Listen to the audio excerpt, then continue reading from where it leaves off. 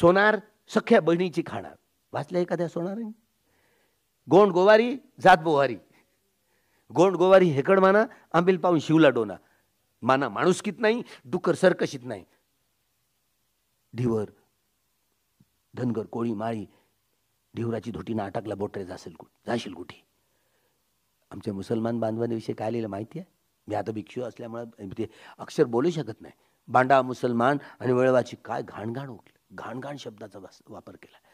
त्यामुळे एवढा हा संपूर्ण ज्या ग्रंथामध्ये धर्मग्रंथ म्हणून ज्या धर्मग्रंथामध्ये अशी घाण उकली आहे तो धर्मग्रंथ जाळून टाकला पाहिजे. एवढा मोठा ग्रंथावर प्रेम करणारा माणूस.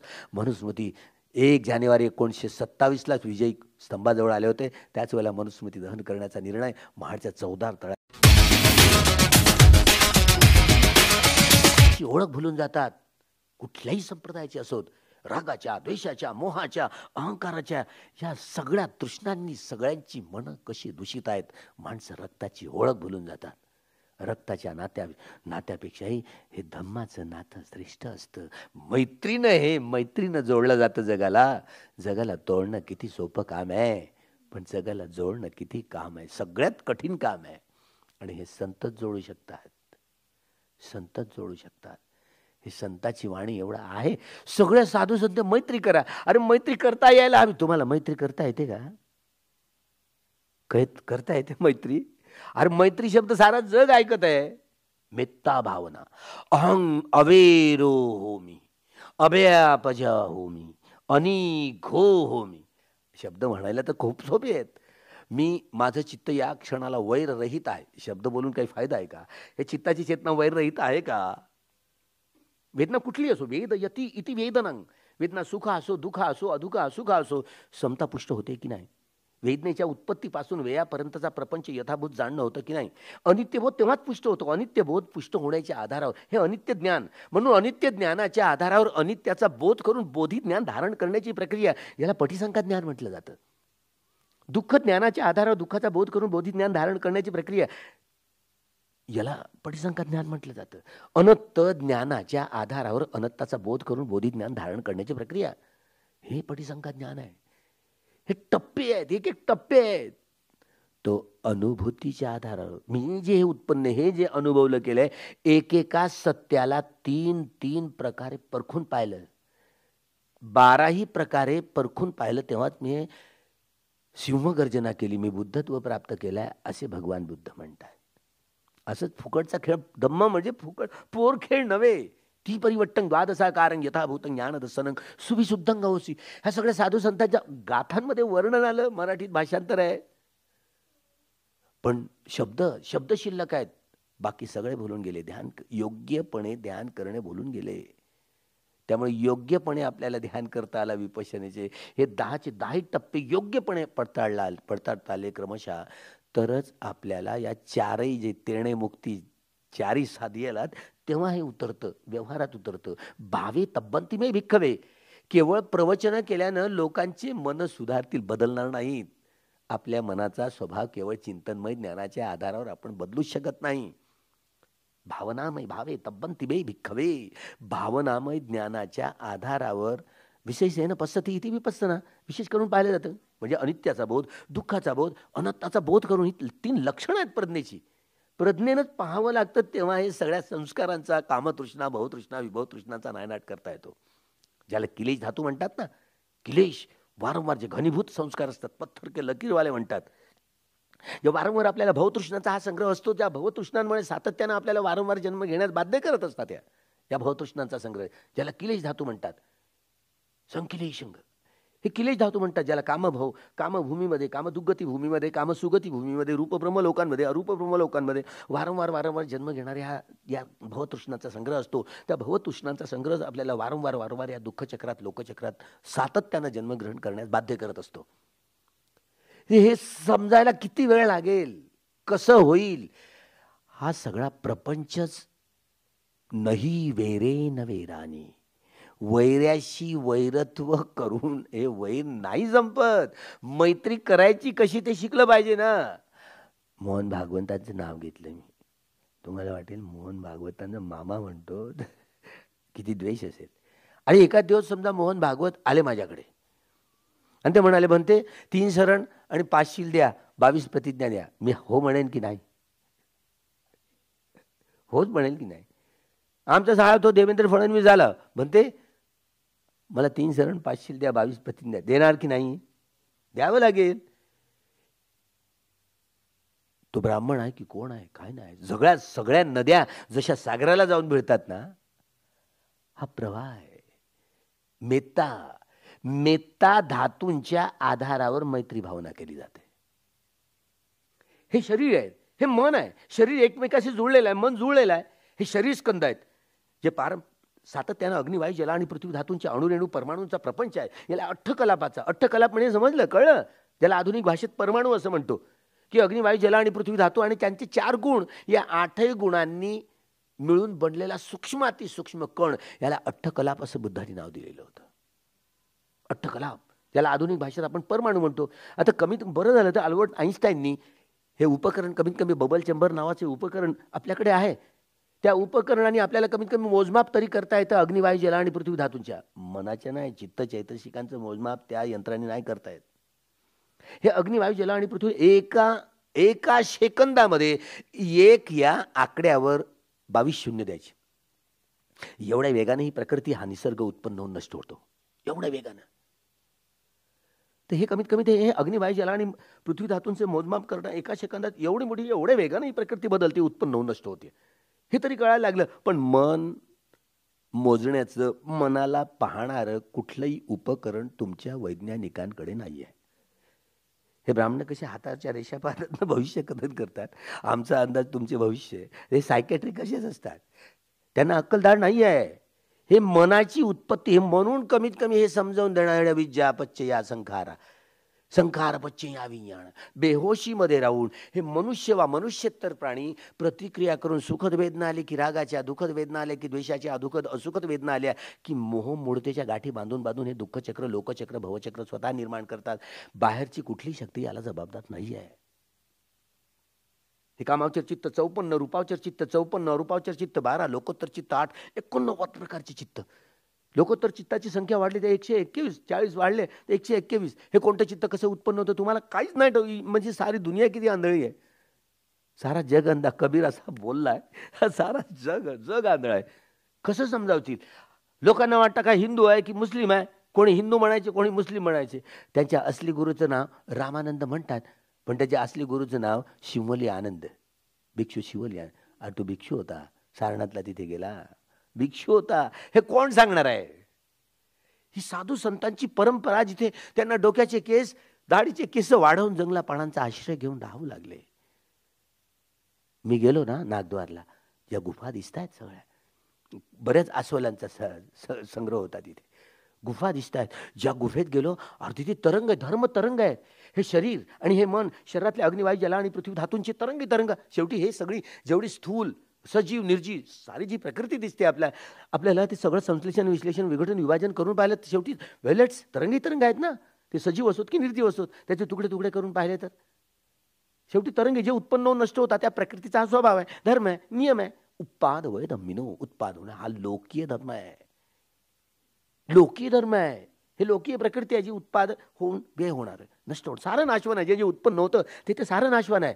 पण असंही आहे, जे उत्पन्नही होत नाही, जे नष्टही होत नाही, त्याला निब्बाणं, अंतिम सत्य, निब्बाणं परमं सुखं, निर्वाण हे परम सुख, श्रेष्ठत्व, ज्याला नोबेल ट्रूथ म्हणतात, हे माणसाला देता येत नाही. हे आत्मसात करावं, यालाच अंतिम सत्य, ज्याला निब्बाण, जे उत्पन्न होत नाही आणि नष्टही होत नाही. काय काय कल्पना करतो माणूस, कल्पनेवर. तथागतांचा हा सद्धम्म कल्पनांवरती आधारलेला नाहीये. तथा के सहारे चलने वाले तथा, कल्पनांना आधारच दिला नाही. हा श्वास नाकातनं जाणं येणं करणारा कल्पना थोडी करतोय आपण. त्यामुळे हे मर्म उमटतं. हा अभ्यास सारा समाज विसरून गेला, सारं जग विसरून गेलं आणि अध्यात्माच्या क्षेत्रातनं बाहेर पडायला लागलं. त्याच्या ठिकाणी कर्मकांडांची जागा घेतली. 108 मण्यांची माळा सगळ्या संप्रदायातले सगळे लोक आपलं जाप करून मोजतात, तरी त्यांना काहीही उपलब्धी होत नाही. त्यांच्या अंतर्मनाचा स्वभाव बदलत नाही. ज्यांच्या अंतर्मनाचा स्वभाव परिपूर्ण बदलला, कामतृष्णा 500, भवतृष्णा 500, विभव तृष्णा 500, 1500 प्रकारच्या तृष्णांना ज्यांनी काढून टाकलं, नायनाट केलं, जाळून टाकलंय, त्याला म्हणतात संत. तो शांत झाला.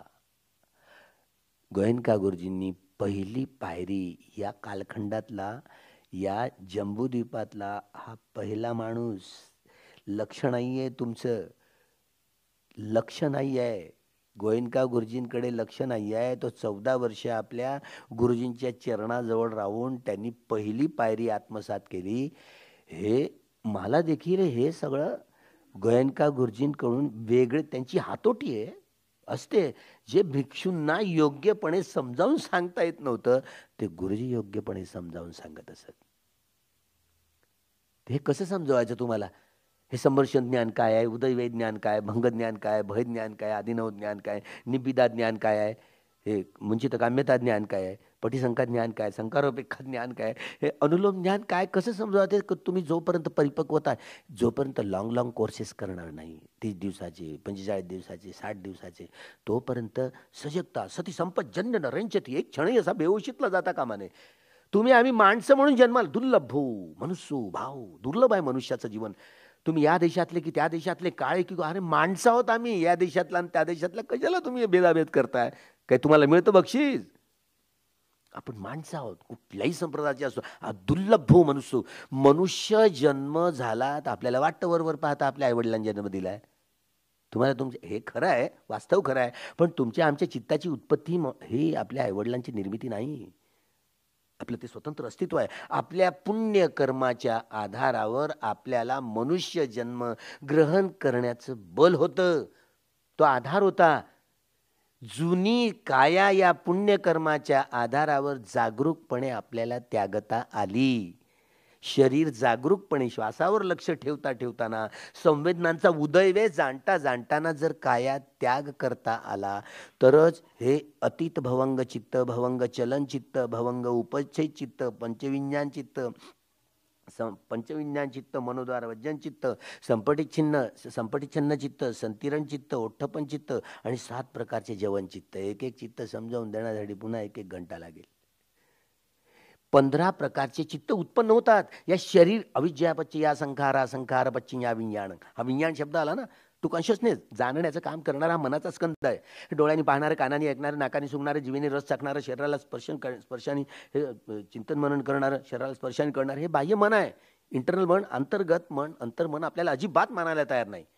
हे अंतर्मनाचे 4 स्कंद, वेदना, संज्ञा, संखारा, विज्ञान.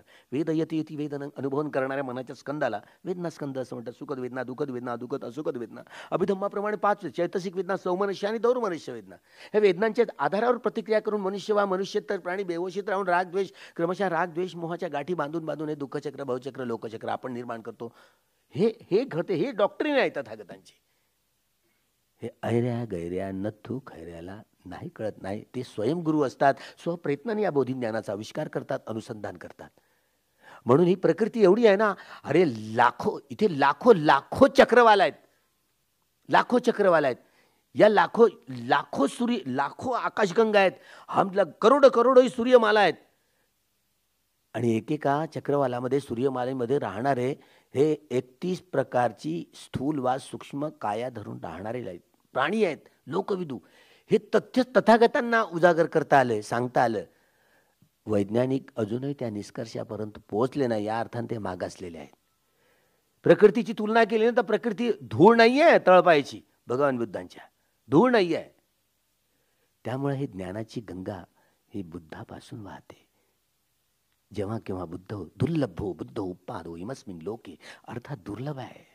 आणि हे डॉक्टर बाबासाहेब आंबेडकरांना भीमा कोरेगावच्या विजय स्तंभाजवळ 1 जानेवारी 1927 हे कळलं. बाबा रे, बुद्ध त्यांच्या ज्ञानातनं तुटलेला माणूस जोडला जाऊ शकतो मैत्रीनं, वैरत्वानं नाही. म्हणून जावई सासऱ्यांचं नातं पक्क करून टाकलं.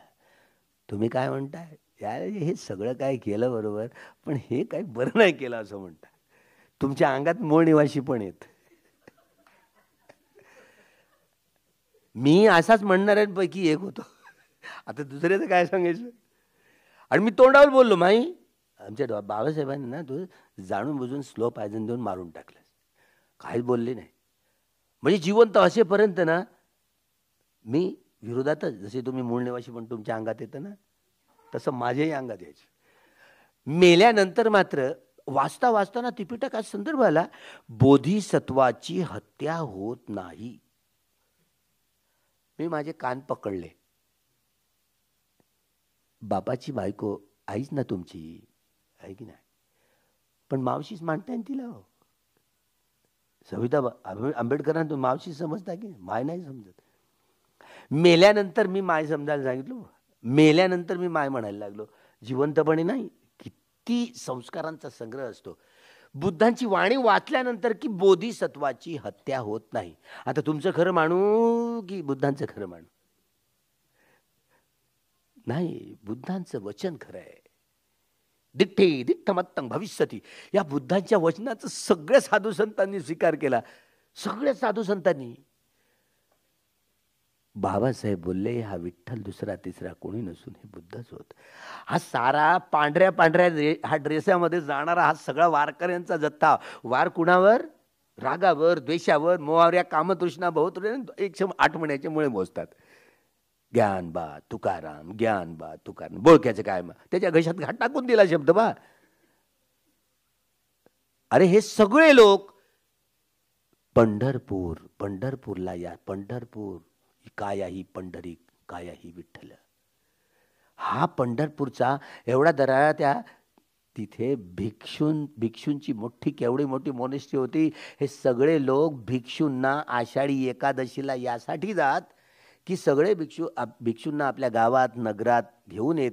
3-4 महिन्याचा वर्षावास झाल्यानंतर कठीण चिवरदानाचा कार्यक्रम तिथे होत आणि तिथे घेऊन जात. तो कार्यक्रम कठीण चिवरदानाला पुन्हा भिक्षूंना तिथे पंढरपूरला घेऊन जात. हा कार्यक्रम असायचा.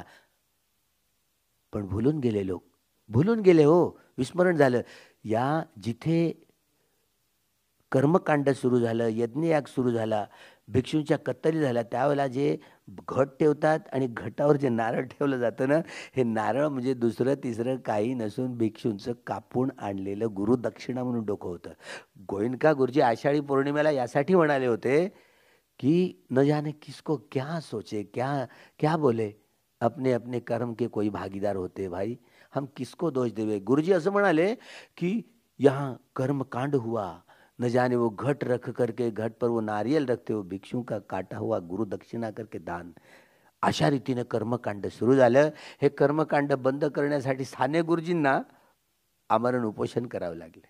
सुप्रीम कोर्टात वारकरी जिंकले, कारण ते सगळं वैभव होतं म्हणे पांडुरंगाचं, ते मडक्यात भरून ठेवलं शास्त्र्यांच्या घरी. सुप्रीम कोर्टात बरं झालं, निर्णय दिला, बाबा तुम्ही आता त्यांच्याच घरी जा ना पूजेसाठी. तिथे कशाला, बरं झालं आता दानाच्या पेट्या लागल्या तिथे, तो सगळ्यात घशात जात होता पैसा. वारकऱ्यांचा हा वारकरी वार रागावर, द्वेषावर, मोहावर, अहंकारावर वार करणं असतं. हे वेदना पश्चय्या तन्हा, वेदनांच्या आधारावर प्रत्येक मनुष्यतर प्राणी या तृष्णांची निर्मिती करतात. हे तथागतांना हे अनुसंधान करता आलं. ज्या वेदनांच्या आधारावर तृष्णाची निर्मिती करत असतो, त्या वेदनांच्याच आधारावर जर प्रज्ञेने पाहता आलं, अनित्यबोध, दुःखबोध, अनत्तानी पाहता आलं, अनंतबोध करून पाहता आलं, निश्चित या सगळ्या कामतृष्णा, भवतृष्णा, विभवतृष्णांचा मुळात सकट नायनाट करता येतो, शांत होता येतं. तुम्ही हिंदू असा की बौद्ध असा की जैन असा की शीख असा की यहुदी असा की ईसाई असा, या देशातले की त्या देशातले, ब्राह्मण असो की ब्राह्मण आहेत, तर काही फरक पडत नाही. सगळे आपण माणसं आहोत, माणसं. आणि माणसाला माणसासारखी माणसाला वागणूक द्यायचं असेल तर आपल्या मनाचा रागमूलक, द्वेषमूलक, मोहमूलक, बुद्धिमूलक, वितर्कमूलक, भयमूलक स्वभावाला बदलायचं असेल तर केवळ विपश्यना या कम्मठठाणाच्या आधारावरच बदलता येतं. दुसरं जगातलं कुठलंही ज्ञान नाही. ही काळ्या दगडावरची पांढरी रेष आहे. इतिहास जे विसरतात ते इतिहासाला काय निर्माण करू शकतील. म्हणून जगाला युद्धाची नाही तर बुद्धाची गरज आहे. हा सद्धम्म तुम्हाला नाही माहिती. तुम्ही मोहेंजोदडोमध्ये जावा, तुम्ही हरप्पामध्ये जावा, तिथे कोणागमन, ककुसंद, काश्यप बुद्धांच्या स्तूपांचे अवशेष मिळतात. 7 बाई 12च्या कुट्या मिळतात भिक्षूंच्या. सिद्धार्थ गौतमाचं अस्तित्व होतं काय? होतं, तिने बुद्धांच्या कालखंडात होतं, पण ते भिक्षू जीवन आढळतं. शोधता येत नाही, आता तपासता येत नाही. म्हणजे तो या बुद्धांच्या, या सिद्धार्थ गौतमाच्या बुद्धांच्या अगोदरचा कालखंड तुम्हाला तिथे आधार दिसतो. तुमचं लक्ष नाहीये तिथे हरप्पा आणि मोहेंजोदडोमध्ये. शिंदे काय काय लिहितो तो त्यांचा भाग, पण ते पुरातत्व वैज्ञानिक अभ्यास, तुमचा अभ्यास कुठा किती लंगडा पडतोय. तिथले हे 7/12 कुठे बाबासाहेबांनी हे अधिकार अभिलेख नष्ट करून 7/12 जमीन मोजण्याचं प्रमाण आहे भिक्षूंच्या कुटीचं प्रमाण म्हणून. ज्यामुळे हे वैभव डॉक्टर बाबासाहेब आंबेडकरांना कोरता आलं. साऱ्या जगाला युद्धाची नाही तर बुद्धाची गरज आहे. त्यामुळं या सद्धम्माचा हा संपूर्ण साधू संतांनी वाणीत का होईना, वाणीत सगळं काय दिसतं वैभव. हे वैभव मोठं वैभव आहे. हा सारा समाज गुलाम झाला. याचं उदाहरण देताना बाबासाहेब बोलले, महाराष्ट्रात 2000 लेण्या आहेत आणि यापैकी 1500 लेण्या एकटे महाराष्ट्रात. याचा अर्थ काय की सारा ब्राह्मणेतर, बहिष्कृत, आदिवासी, धर्मांतरित झालेले सगळे लोक हे बाहेरच्या देशातनं नाही आले, याच देशातले. पण ब्राह्मणवादाच्या हल्ल्यानंतर सारी धम्म संस्कृती कशी लयाला गेली. भिक्षूंच्या कत्तली झाल्या, जंगलापाळात लोक राहायला गेले, तक्षशिला, नालंदा, विक्रमशिला इत्यादी विद्यापीठांना जाळून टाकलं गेलं. हे वैभव संपलं. सोने की चिडिया म्हणून हा देश होता आणि वैभव सारा समाज जाती व्यवस्थेच्या गंभरड्यात पुष्यमित्र शुंगांनी सुमती भार्गवांकडून मनुस्मृती लिहून 7000पर्यंत या जाती निर्माण झाल्या. माणूस जाती जातीत कायमचा कसा वाटला गेला. मनुष्य समाजाची हानी झाली, ग्लानी झाली, अधःपतन झालं. या तुटलेल्या समाजाला जोडायचं असेल तर निश्चित गुलामांना, हा गुलाम समाज, गुलामीचं जीवन जगण्याची सवय झाली, या गुलामांना त्यांच्या गुलामीची जाणीव करून द्या, म्हणजे ते बंड करून उठतील. बाबासाहेब म्हणून महार लोकांना जागृत करण्यासाठी, त्यांना चेतना देण्यासाठी म्हणून नाशिक जिल्ह्यामध्ये येवल्याला 13 ऑक्टोबर 1935 सभा केली. बाबा चुकून जन्माला, जरी मी जन्म घेणं माझ्या हातात नव्हतं, पण जगणं आणि मरण माझ्या हातात आहे. चुकून या ब्राह्मणवादी तुरुंगात मी मरणार नाही, जगणार नाही, मरणार नाही. त्यांनी 21 वर्षानंतर नागपूरला धर्मांतर केलं. 21 वर्षानंतर हा सारा तिथे सह्याद्री कुंड पुराणाचं तुम्ही वाचलं, पुण्याच्या लायब्ररीत आहे का सह्याद्री कुंड पुराण, वाचून बघा तुम्ही. अजून आहे काय खोलीत शिरला नाही. बाबासाहेबांनी त्यावेळेला सह्याद्री कुंड पुराणाची उदाहरण दिली. हा सगळा कुणबी समाज, तेली समाज, कोळी समाज, सारा ब्राह्मणेतर समाज, हा कुळवाडी कुळावर जगणारे लोक, हाडाची काळ्या रक्ताचं पाणी करून या देशाला जगवणारा, जिवंत ठेवणारा हा सारा आमचा कुणबी समाज. त्याच्याविषयी काय दूषणं लिहिली, काय घाणघाण ओकली आहे. तो असा म्हणींचा संग्रह संपूर्ण ब्राह्मणेतरांना, आदिवासींना, जास्तीत जास्त धर्मांतरित लोकांना एवढ्या घाण शिव्या देण्याच्या नुसत्या म्हणींचा संग्रह आहे. त्यात काय लिहिलं आमच्या कुणब्यांना. हा एकेकाळचा नागवंशी समाज, हा भगवान बुद्धांचा सद्धम्म संस्कृतीचा वारसदार असणारा समाज. काय लिहिलं, कुणबटम, धसकटम, अक्कल थोडी आणि बायको विकून घेतली घोडी. गेला तर रुमण्याशीन, नाही तर आला तर ढोमण्याशीन. एकाने तरी वाचलं का? वाचाल तर वाचाल रे बाबा, नाही तर काही खरं नाही. आमचे मामा देशमुख ज्यावेळेला वाचायचे खतखत पोट धरून हसायचे. सकाळी उठल्याबरोबर सगळ्यांची तोंड पाहायची. हा सगळ्यांची तोंड पाहावी, पण तेल्याचं तोंड पाहू नये. काय झालं त्याच्या तोंडाला? एकेकाळचा हा संपूर्ण तेली समाज, हा नागवंशी समाज, हा भगवान बुद्धांच्या धम्म संस्कृतीचा वारसदार म्हटला ना समाज, पण त्याचं वैभव संपून गेलं. इतिहास विसरून गेले. इतिहास जे विसरतात, इतिहासाचं गुलामांना त्यांच्या गुलामीची जाणीव करून देण्याचं हे काम आपण करू शकलो नाही. आपली चूक. परीक्षण करावं लागेल आपल्याला. सोनार सख्या बहिणीची खाणार, वाचलं एखाद्या सोनार? गोंड गोवारी जात बोवारी, गोंड गोवारी हेकड माना, आंबील पाहून शिवला डोना. माना माणुसकीत नाही, डुकर सरकशीत नाही. ढिवर धनगर कोळी माळी, ढिवराची धोटीनं अटकला बोटरे जाशील कुठे. आमच्या मुसलमान बांधवांविषयी काय लिहिलं माहिती आहे? मी आता भिक्षू असल्यामुळे ते अक्षर बोलू शकत नाही. बांडा मुसलमान आणि वळवाची काय घाणघाण शब्दाचा वापर केला. त्यामुळे एवढा हा संपूर्ण ज्या ग्रंथामध्ये, धर्मग्रंथ म्हणून ज्या धर्मग्रंथामध्ये अशी घाण ओकली आहे, तो धर्मग्रंथ जाळून टाकला पाहिजे. एवढा मोठा ग्रंथावर प्रेम करणारा माणूस. मनुस्मृती 1 जानेवारी 1927 विजयी स्तंभाजवळ आले होते. त्याच वेळेला मनुस्मृती दहन करण्याचा निर्णय, महाडच्या 14 तळ्याचं पाणी चाखण्याचा निर्णय 1 जानेवारी 1927 घेतला होता. त्यामुळं इतिहासाचे हे सगळे संदर्भ केवळ डॉक्टर बाबासाहेब आंबेडकरांनाच कळलं. डॉक्टर बाबासाहेब या देशातल्या ना प्रत्येक माणसाला मजबूर करणारा माणूस, बोधिसत्वाच्या पारमिता आहेत, साधी सुधी व्यक्ती नाहीये. हा यांनी ग्रंथ लिहिला, घटना हा एका देशापुरता मर्यादित नाहीये.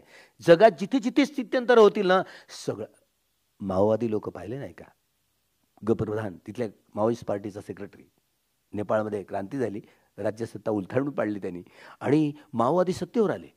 सत्तेवर आल्यानंतर त्यांना कार्ल मार्क्सचा जाहीरनामा अपूर्ण वाटू लागला. काय त्यांना डॉक्टर बाबासाहेब आंबेडकरांनी लिहिलेली ही घटना बघावीच लागली, मजबूर होऊन गेले सारं जग.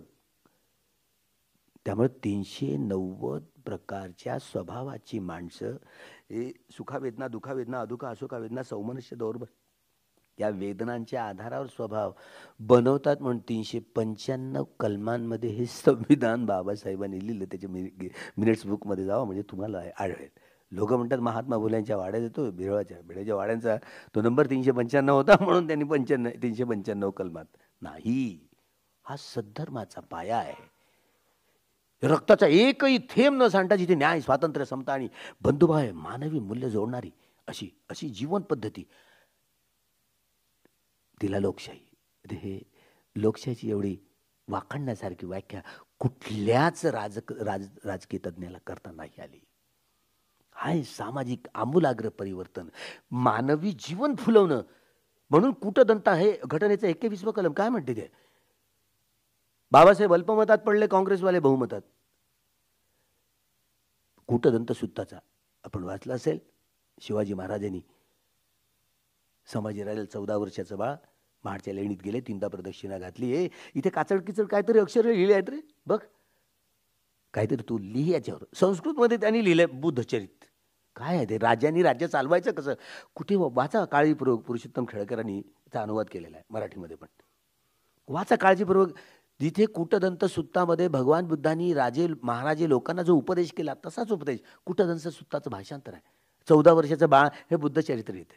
पोट कोणाचं दुखायला लागतं, रामदास स्वामीचं. आयुष्यात कधी शिवाजी महाराजांची भेटच नाही झाली, ते गुरु कसे. मामा देशमुख प्रश्न उपस्थित करतात, त्यांची ना प्रेतयात्रा काढली, जाळून टाकलं त्यांचं प्रेत.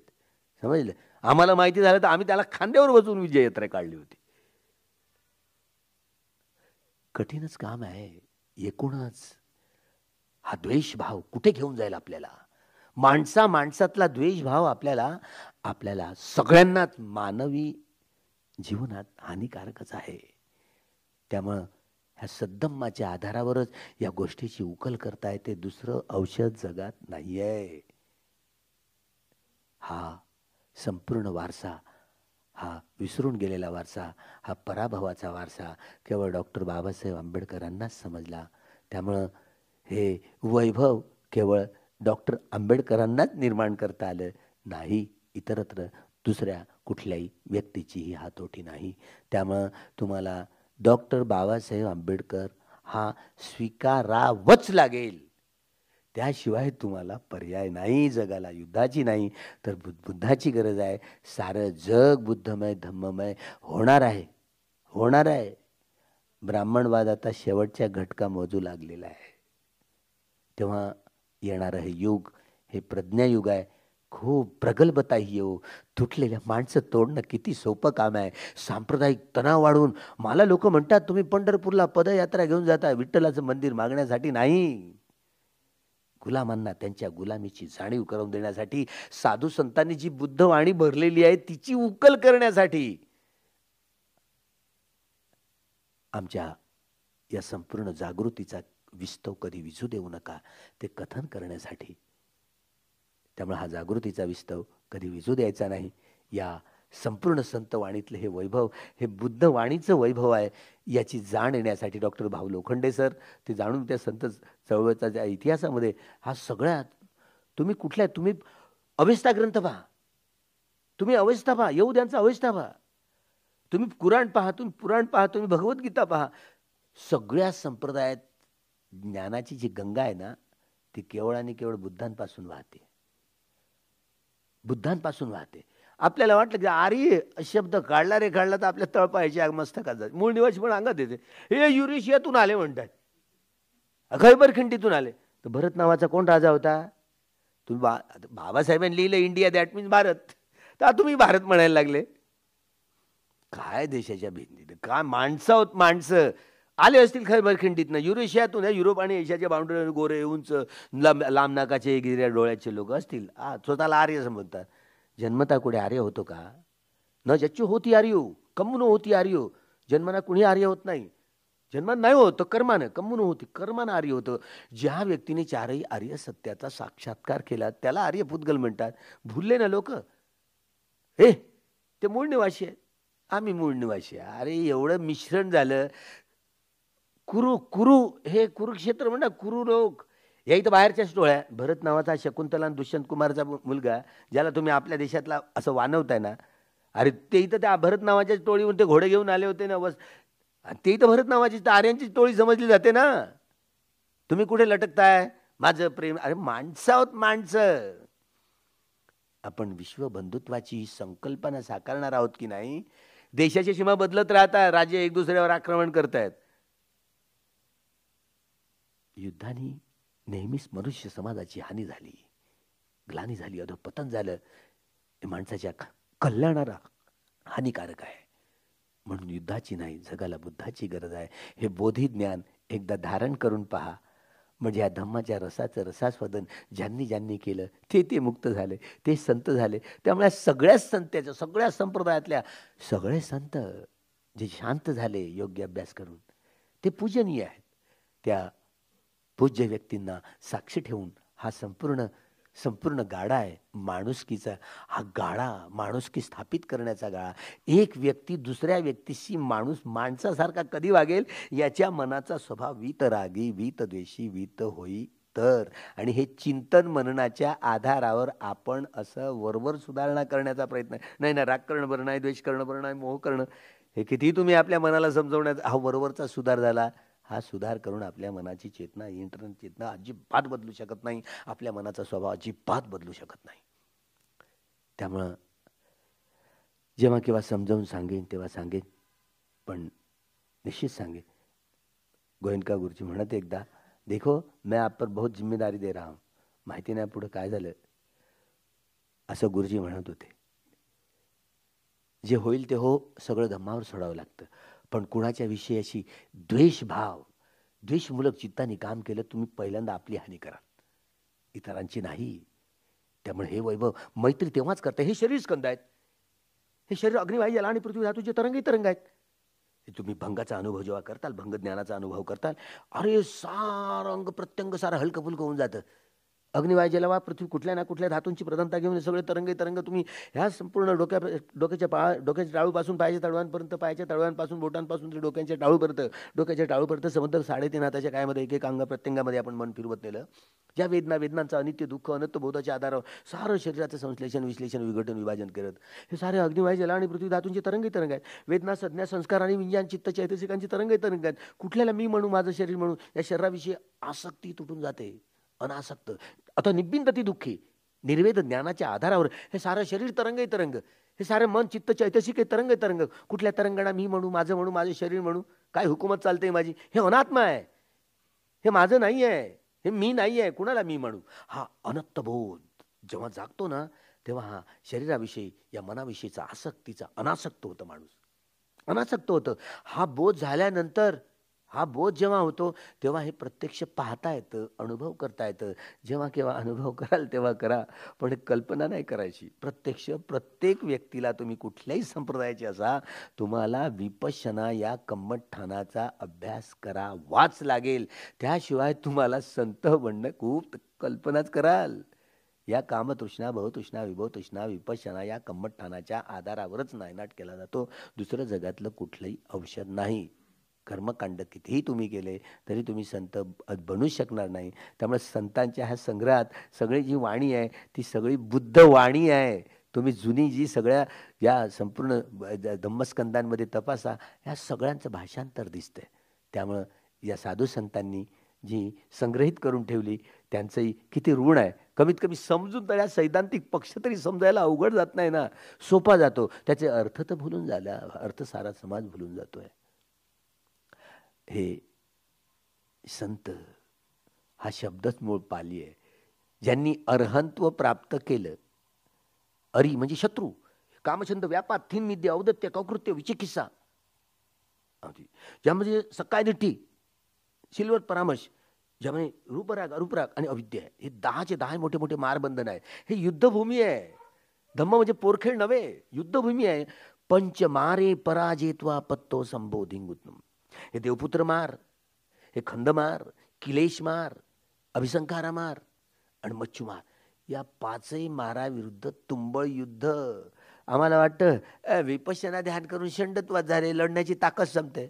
किती आमचा हा किती गाणी किती जागृत जाऊन म्हणेल, संभाजी भगत उठाव लढो, समजलं, तरी माराविरुद्ध लढाई करणं म्हणजे एवढी साधी सुधी गोष्ट नाही. हे ध्यान करणं एवढी साधी सुधी गोष्ट नाही. माराविरुद्धचं तुंबळ युद्ध आहे. ध्यानाच्या आधारावरच ही ज्ञानरूपी संपत्ती मिळवूनच आपल्याला दुःखचक्र, भवचक्र तोडता येतं. हे भवचक्र समजावून देण्यासाठी खूप वेळ लागेल. जेव्हा किंवा वेळ मिळेल तेव्हा मिळेल. पण पुढल्या वेळेला मात्र हे भवचक्र कसं निर्माण होतं हे कथन करणारे हे युगपुरुष असतात. म्हणून याची जाणीव होण्यासाठी, यातल्या देशातल्या प्रत्येक नागरिकांना याची जाणीव होण्यासाठी म्हणून बाबासाहेब आंबेडकरांनी या देशावर, या तिरंग्यावर हे धम्मचक्र कोरलं. राष्ट्रपतीच्या निवासावर धम्मचक्र पवत्तान लिहिलं. पवत्तान लिहिलं, राजा महाराज, ही प्रजा तुमच्या पुत्रासारखी आहे. तुमच्या पुत्राचे अन्न, वस्त्र, निवारा, शिक्षण आणि आरोग्यांच्या गरजांची कशी पूर्तता करताय, भौतिक जीवन कसं सजवताय, तशी प्रजा तुमच्या पुत्रासारखी आहे. देव वस्तू काले न सस संपत्ती हेतूच्या फितो भवतू लोकोचे राजा भवतू दम्मिको.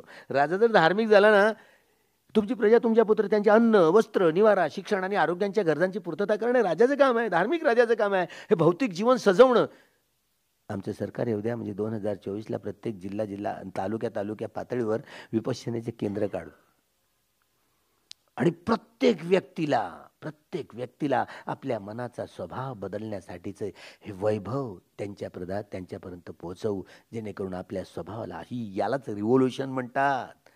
म्हणून बुद्ध धम्म क्रांती हा शब्दप्रयोग बाबासाहेब आंबेडकर करतात. हे क्रांती म्हणजे हे बोधी ज्ञान आहे. 4 सतीपट्टान, 4 दिद्दीपान, 4 सम्यक प्रधान, 5 बल, 5 इंद्रिय, 7 भोजंगारी, अठ्ठंगिको मग्गो, हे 37 अंग आहेत. नाही, ही क्रांती आहे, जेणेकरून माणसाच्या मनाच्या मूळ स्वभावाला बदलण्यामध्ये कारणीभूत ठरतात. हे बोधिज्ञान धारण केल्यानंतर हे घडतं, त्याशिवाय नाही. माणूस माणसासारखा वागायला शिकेल. दुसरं जगातलं कुठलंही उदाहरण, कुठलाही कार्यक्रम नाही आहे. त्यामुळे हे वैभव माणसाला घडवण्याचं आहे. त्यामुळे साधू संतांनी ही वाणी का असेना, पण ती वाणी कमसे कम समजू लागली. ह्या साधू संतांच्या पडलेल्या सगळ्या प्रभावावर हा वाणीचा प्रभाव आहे. त्यामुळं हे नित्य निर्वाणाचा हा सगळा अनुभव या 10च्या 10 प्रक्रियेतनं गेल्याशिवाय आपल्याला उलगडा त्याचा करता येणार नाही. हे उलगडा करण्याचं वैभव जेव्हा जेव्हा आपल्याला उघडता येईल, जेव्हा या 10 प्रकारच्या ज्ञानाच्या कक्षेतनं आपल्याला जाता येईल, तेव्हा कुठे ह्या मुक्तीच्या 4ही पायऱ्या आपल्याला प्राप्त करून संत बनता येईल. तेव्हा संताचा अनुभव ज्यांनी घेतला त्यांना हे गौडबंगाल ते कथन शब्दात कथन नाही करतायत. असा आनंद असतो ज्याला नित्यबोध, सुखबोध आणि अनात्मबोध, लोकोत्तर प्रज्ञेच्या आधारावर हे वैभव प्राप्त केलं जातं. हे 10च्या 10 ज्ञानाची परीक्षा ओलांडली ते गोत्रभू नावाचं चित्त उत्पन्न होतं. हे अनित्याकडून नित्याकडे नेणार असतं. त्यामुळे नित्यबोध, सुखबोध, अनात्मबोध या लोकोत्तर प्रज्ञेच्या आधारावर संज्ञा वेदयित निरोध समापत्ती ध्यानामध्ये रमण करता येतं.